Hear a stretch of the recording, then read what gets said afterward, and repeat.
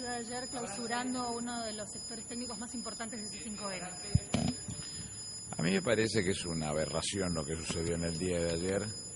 porque oportunamente el gobierno de la ciudad, en un hecho bastante incomprensible, sacaron una ley, la 4565, sobre pretexto de pretender influenciar en lo que podía significar un trato del gobierno nacional con determinados medios cercanos a la gestión o a la manera de pensar de la gestión de la ciudad. Una cosa que no tiene ningún sentido. El gobierno ha tenido más que sobradas muestras de haber discutido todo lo que fuera necesario, sobre todo el cumplimiento de las leyes, pero nunca ha ejercido la fuerza ni hechos de esta característica, porque son absolutamente reñidos con la libertad de expresión, que es una situación o un hecho de invalorable responsabilidad por parte del Estado Nacional. En el día de ayer se produce esa clausura y cuando uno mira esa ley 4565 la tiene que mirar en todos sus aspectos. Los artículos 13, 14, 19 muestran con claridad que esa ley habla de la protección de todos los bienes, inclusive habla hasta de la imposibilidad de su expropiación, cosa de dudosa constitucionalidad, pero que habla de una protección integral del medio. Resulta ser entonces que burlando el artículo 24 específicamente de la ley 4565 se produce esta clausura en la cual sin ningún sentido, sin ninguna razón de ser, se clausura un área importante como es la del ingreso de los móviles y demás, dando una explicación absolutamente pueril. Uno de los hechos más concretos es que en algún momento reflejan lo sostenido por este artículo 24, pero seguía clausurado la playa sin ningún sentido y ninguna razón de ser, y el tema formal final es que se levanta la clausura en la noche de ayer por un comunicado. Las clausuras se levantan por un hecho administrativo notificado. Así debería ser. Se dicta el acto administrativo y el acto administrativo, una vez que es dictado, se procede a la notificación para poder levantar la clausura, porque si no, ¿cómo sabe el titular del bien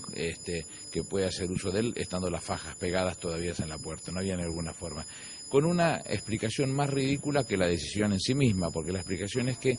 no sabían exactamente lo que estaban clausurando y que se enteraron por los periodistas de C5N lo que estaba sucediendo y que entonces comprendieron que ese lugar era un lugar importante para la libertad de expresión. Es un hecho insensato, sin criterio, hasta burlón diría, porque en los registros de la Ciudad Autónoma de Buenos Aires, cuando mira la dirección específicamente, dice seguramente C5N o la empresa como se quiera llamar, y dedicada a la empresa de noticias o cosas por el estilo. Con lo cual,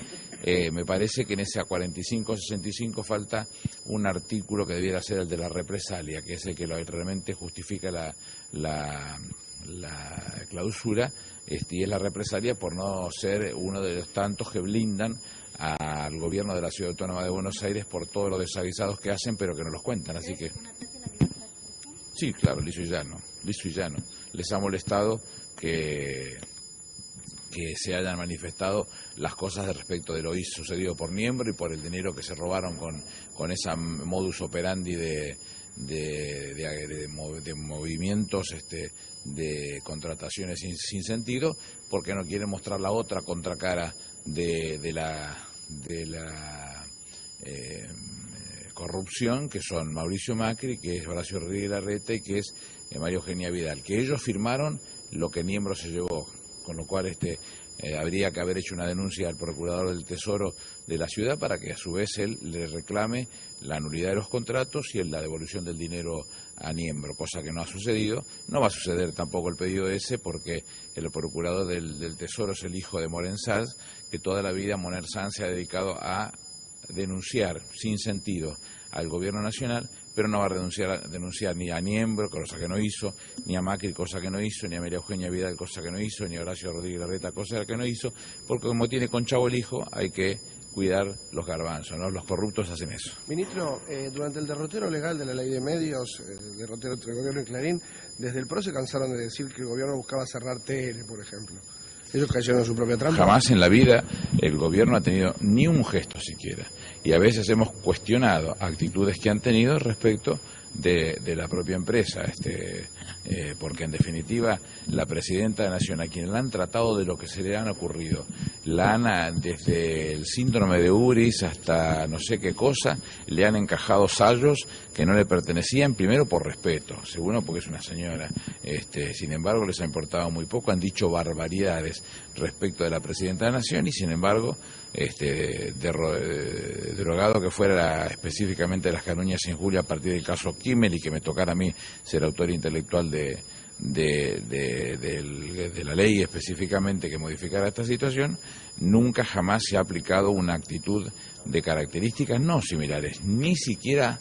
que el olfato se pareciera. Y sin embargo, ahí tenemos el gesto de los demócratas a ultranza, de los hombres serios de la política nacional que no vacilaron un segundo en clausurarle la playa de estacionamiento a C5N porque no los blinda como los blinda el resto. Y la verdad que si no los blindan no pueden ser candidatos a nada.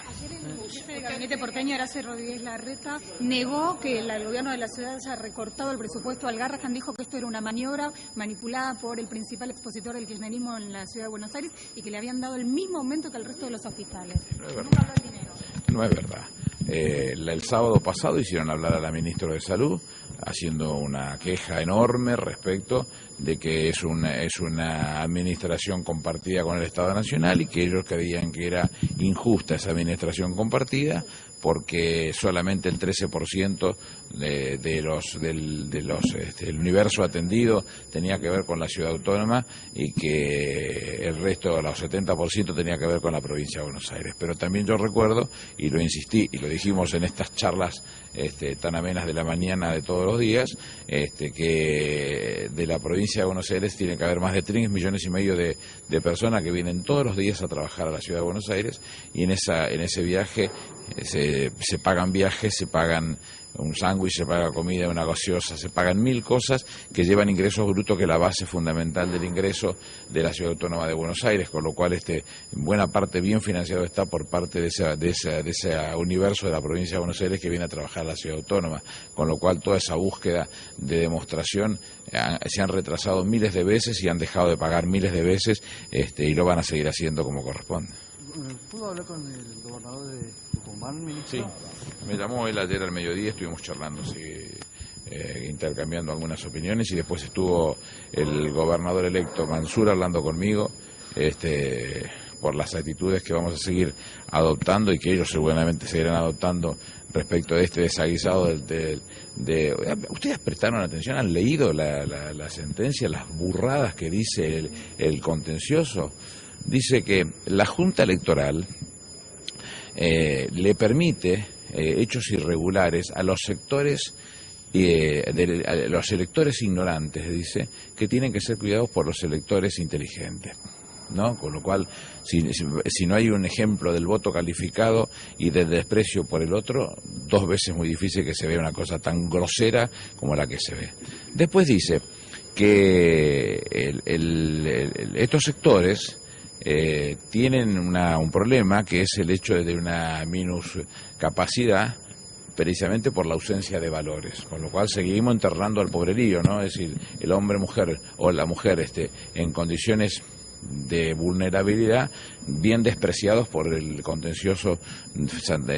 tucumano. Después dice, la conspiración tiene que ver con esa ausencia de valores que en definitiva tendría que ser tutelado por los otros sectores, el sector del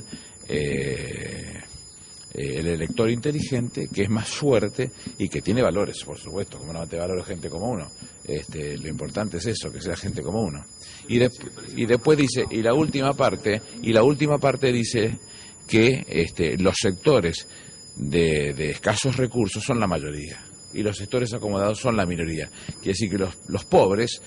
no debieran votar, ¿no? Según el contencioso. Así terminamos de una vez por todas con tipos que son tienen una minuscapacidad como para poder, como no tiene valores, los pobres no tienen valores, todo lo que hacen es precisamente embarullar toda esta cosa porque ellos no tendrían que opinar. Pero después si uno agarra a los periodistas del principal medio tucumano, las cosas que se dicen son aberraciones. Dice, ha habido hechos, dice, que que por no ser repetitivos no permiten la nulidad de la elección, porque son aislados precisamente los hechos. Pero esos hechos entonces deslegitiman la elección. Dice, no, le hacen perder calidad a la elección, precisamente porque los que están votando son aquellos que tienen menos capacidad, por los que tienen escasos recursos, que son la mayoría y que no debieran expresarse de esa manera, que alguna vez tenía que pasar. Es un masazo es esta decisión, precisamente porque alguna vez tenía que tomarse, porque el voto había perdido calidad, porque precisamente votan los pobres. Que un pobre vote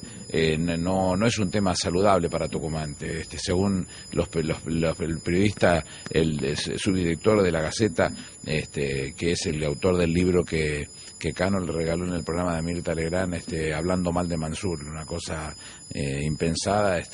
y que Cano es el responsable de todo este desaguisado, y seguramente la historia tucumana lo recordará con mucho cariño en las aberraciones que ha motivado, que seguramente terminarán como corresponde, reconociendo el triunfo de Mansur y de todos los otros candidatos que en este caso han sido privados del ejercicio del debido proceso porque no han podido participar. Faltan 40 días. ¿Cómo? Jurídicamente, ¿qué es lo que pone en juego? No, lo que ha hecho el contencioso, que no tiene absolutamente nada que ver porque no tiene jurisdicción en el tema, aunque alguna vez haya opinado sobre este tema, lo que está diciendo es que declara inconstitucional el artículo que dice que la jurisdicción o la competencia se adjudica por la materia. Deroga ese artículo, que lo tienen todos los códigos procesales de la ley alemana de 1877, todos los códigos procesales, con lo cual lo que está diciendo entonces es que un juez penal puede intervenir en una quiebra, un sinsentido. Con esto se arroga el derecho de participar y hay una presentación que, si usted la mira, es absolutamente licuada, no tiene contenido de nada, y hace referencia a dos artículos: al artículo 37 de la Constitución Nacional, que habla de la libertad de elegir y de ser elegido, y al artículo 25 de la Convención de los Derechos del Hombre. Un sinsentido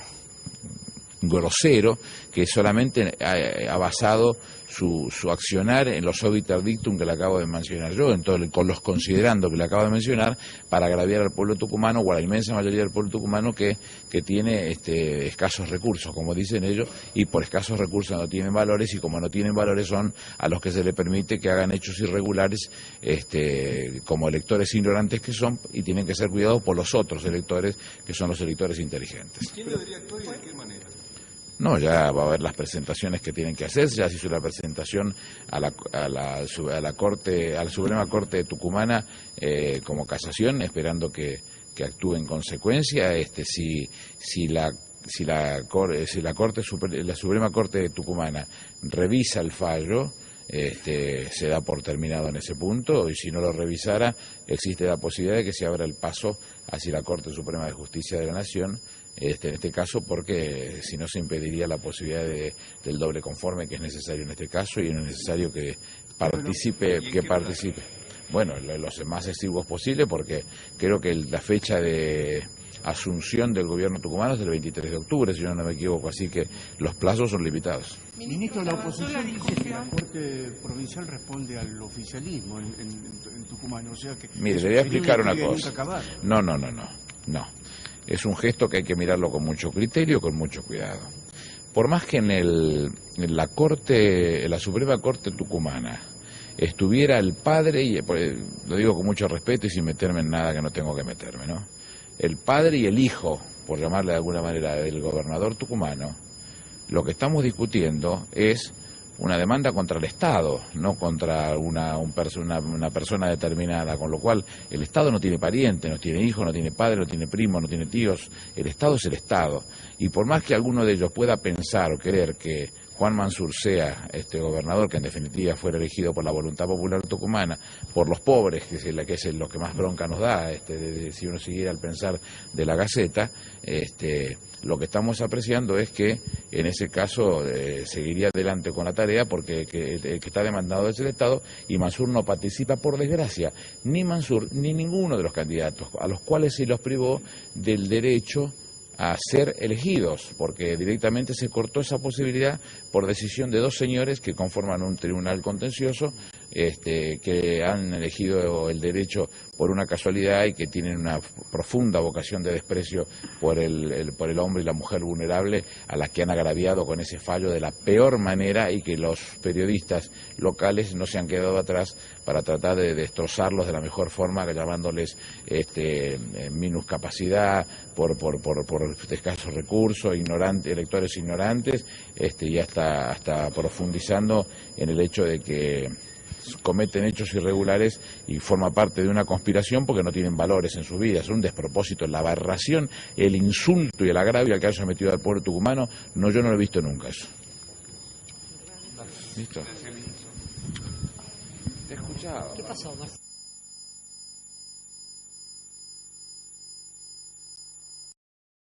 Buen día, le quiero preguntar por una acción del gobierno de la ciudad de ayer clausurando uno de los sectores técnicos más importantes de C5N.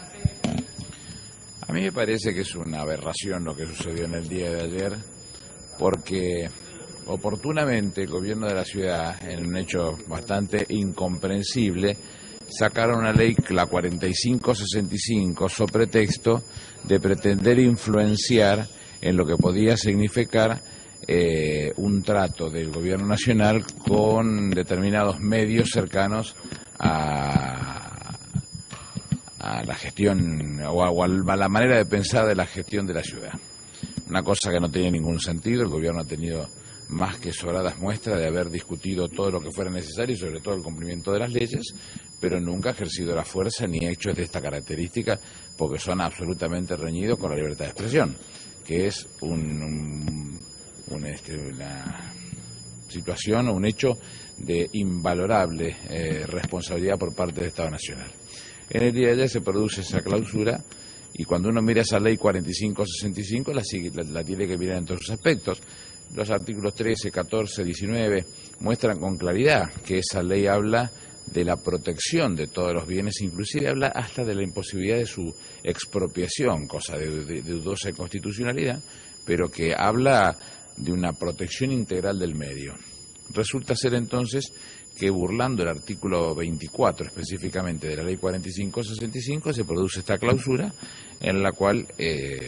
sin ningún sentido, sin ninguna razón de ser, se clausura un área importante como es la del ingreso de los móviles y demás, dando una explicación absolutamente pueril. Uno de los hechos más concretos es que en algún momento reflejan lo sostenido por este artículo 24, pero seguía clausurado la playa sin ningún sentido, ninguna razón de ser, y el tema formal final es que se levanta la clausura en la noche de ayer por un comunicado. Las clausuras se levantan por un hecho administrativo notificado.